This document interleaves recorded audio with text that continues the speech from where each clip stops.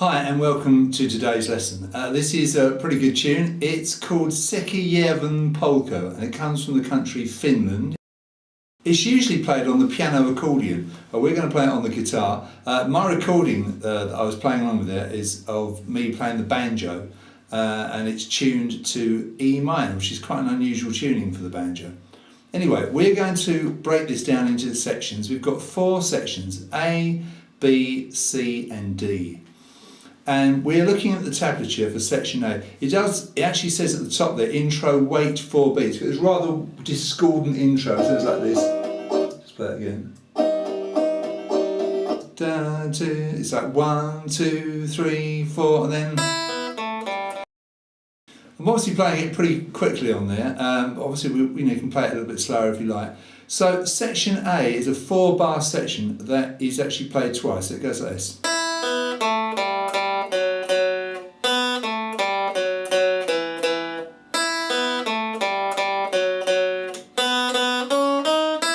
Again.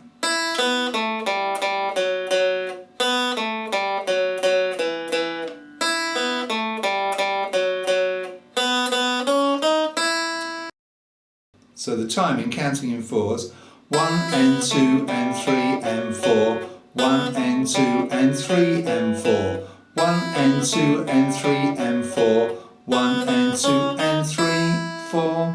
So in the first 3 bars, the timing is always the same. It's 1 and 2 and 3 and 4. So it's 3 pairs of quavers and a crotchet. And in the 4th bar, you've got 1 and 2 and 3, 4. So you've got 2 pairs of quavers and a minim. So that last note is that open E is held for 2 beats.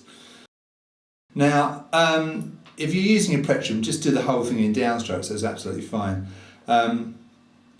And the way I would finger that is I'd use my first finger behind the 2nd fret and my 3rd finger behind the 4th fret. If you look, there's a number 1 in a circle above that 1st, 2nd fret of the G, and a number 3 in a circle above that 1st, 4th fret of the D, just to sort of show you what the fingering is. Because there's nothing behind the 1st fret, just bring all your fingering up. So obviously open strings don't need fingers.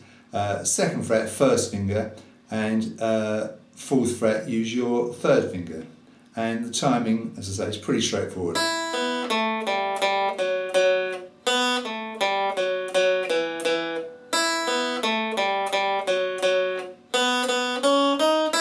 And that goes twice.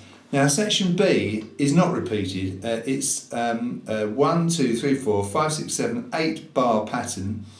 And this is how it goes.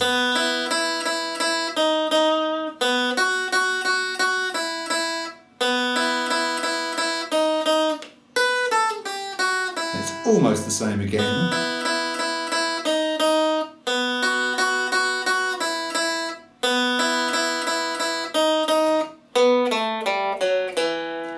Now, if you're pretty musical, you probably spotted the fact that the last bar was sort of almost the same as the bar halfway through that, but it was just an octave lower. So we have open B, open E 4 times, and then the 4th fret of the B twice. Obviously, I've simplified the tune a little bit for the guitar. If you listen to me playing the banjo on this, you'll hear the tune's a bit more complicated than that, but probably this is as much as you'll manage, I'm guessing. So you have open B, open E, open E, open E, open E, 4B twice, then open B, 2E, 2E, 2E, 2E, open E, and then the 1st bar again. And then just a nice straightforward rundown. 7E, 5E, 3E, 2E, open E. And finger 3, finger 1, finger 2, finger 1, and then open. That's the numbers in the circles, of course. So 1 and 2 and 3 and 4, 1 and 2 and 3 and 4, 1 and 2 and 3 and 4, 1 and 2 and 3, 4. So same timing as section A. And also notice there, in the first 3 bars, the 4th fret was 3rd finger and the 2nd fret was 1st finger, just like it was in section A. All downstrokes is fine.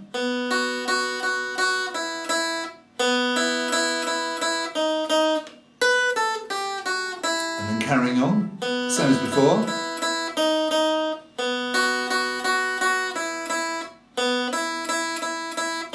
And then Now you can hear that that is an octave lower, see? And so those notes there, fourth fret of the G, 4G, 2G, open G, 4D, 2D. And above that it does say end here second time. Well, obviously this is the first time, so you just keep going. So that is section B. Pretty straightforward. Right, I then decided to make section C and section D a chord section for you. Rather than playing the tune, which is pretty complicated, pretty hard, I decided to get you to play some chords here. And there are 3 chords involved here. If you're not sure what a chord is, it's where we play lots of strings at the same time. In this case, we're going to play 3 strings at the same time. For the chord of E minor, it couldn't be easier. No fingers needed with this hand, and you strum the G, the B and the E in that direction together, and that combination of those 3 notes, the open G, the open B and the open little E string, gives you an E minor chord. When you change to B7, put your second finger behind the 2nd fret of the G string, and at the same time put your 3rd finger behind the 2nd fret of the little E string, and again only strum those 3 strings, G, B and E. And when you want to change to A minor, the 2nd finger is in the same place as it is for B7, so the 2nd finger is behind the 2nd fret of the 3rd string, and the 1st finger, just to show you that, the 1st finger is behind the is behind the 1st fret of the 2nd string. So the 1st finger behind the 1st fret of the 2nd string, and the 2nd finger behind the 2nd fret of the 3rd string, and that is A minor. So the 3 chords involved here: E minor, B7 and A minor. And yes, these are simplified versions of the chords, and they're probably as much as you'll cope with at this stage. Now, I've said in the information at the top of page 1 that the chords fall on the 1st and 3rd beats of the bar in these sections. So you have this kind of idea: 1, 2, 3, 4, 1, 2, 3, 4, 1, 2, 3, 4, 1, 2, 3, 4, 1, 2, 3, 4, 1, 2, 3, 4, 1, 2, 3, 4, 1, 2, 3, 4. So I've just played section C there. And you can see the chords are actually written in tablature, aren't they? You've got the notes stacked one on top of the other. The E minor, open E, open B, open G. The B7, 2E, open B, 2G. And the A minor is open E, 1B, 2G. And it's simply a matter of holding the chord, playing the chord rather, holding it for 2 beats. So they're, if you like, they're minims. 1, 2, 3, 4. 1, 2, 3, 4. 1, 2, 3, 4. 1, 2, 3, 4. 1, 2, 3, 4. 1, 2, 3, 4. 1, 2, 3, 4. 1, 2, 3, 4. Now section C is not repeated. Okay, it just goes through. It's 1, 2, 3, 4, 5, 6, 7, 8 bars. And then we have section D, and section D is repeated. And we're carrying on with our 3 chords. The changes go like this: E minor, A minor, B7, E minor, E minor, A minor, B7, E minor. Repeat: E minor, A minor, B7, E minor, E minor, A minor, B7, E minor. And you can see that I've trained you to use your fingers the way I have, because that'll make an easy change from A minor to B7 if you leave your 2nd finger behind the 2nd fret of the G. And that is section D. That goes twice. And then it says to finish, repeat sections A and B. Don't forget to play section A twice. I'll do that.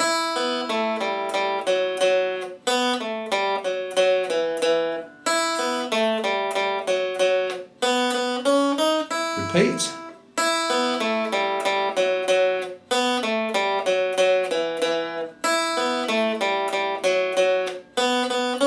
Then section B.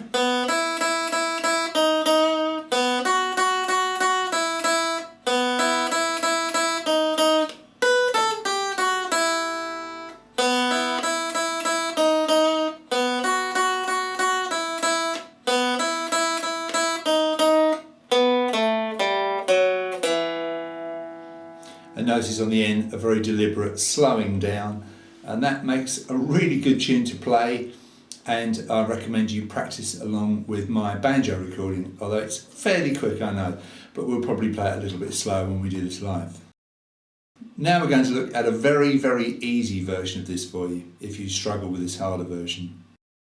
Very often with these tunes, the proper versions are a little bit hard, especially for beginners. So here's a version of Sakkijarven Polka, which is very, very simple indeed. It only uses one chord, and the chord is E minor. And if you've been listening to the lesson, you'll know that E minor is strummed the G, the B and the E strings in the direction going towards the floor, G, B, E, and that is an E minor chord. And I'm going to play this along the track so you get the idea of it. Okay, so I'm going to play this very easy version of Sakkijarven Polka. You're going to play this E minor chord all the way through, G, B and E, and you'll notice that in section A and section B and section D that you play the sections twice through. Section C only goes once. And what you do in section A and section B and section D, you play the chord, hold it for 8 beats. You go 1, 2, 3, 4, 5, 6, 7, 8. 1, 2, 3, 4, 5, 6, 7, 8. And in section C, okay, you play the chord and hold it for 16 beats. You go 1, 2, 3, 4, 5, 6, 7, 8, 9, 10, 11, 12, 13, 14, 15, 16, 1, 2, that kind of idea. Very, very simple. There are 4 beats in each bar. So if you are holding the chord for 8 beats, you're actually effectively holding the chord for 2 bars. 1, 2, 3, 4, 1, 2, 3, 4. So 2 bars. And if you're holding the chord for 16 beats, you're holding it for 4 bars, and you do that in section C. Remember, section C is only played once. The other 3 sections go twice each. And when you get to the end, you just go back to the beginning, do section A again, twice of course, and you end by playing section B. So it's simply a matter of following the repeats, playing that chord nicely. Remember, 3 open strings, the G, the B and the E, and let the chord ring. Let it ring on. And then when it's time to play again, just come in with the plectrum and push the plectrum down towards the floor, G, B, E. So we're going to play the track now, and I'm going to play along with it. Don't forget to let that very strange intro go by, 4 beats. Here we go. 2, 4, 5, 6, 7, 8. 2, 3, 4, 5, 6, 7. Repeat. 5, 6, 7, 8.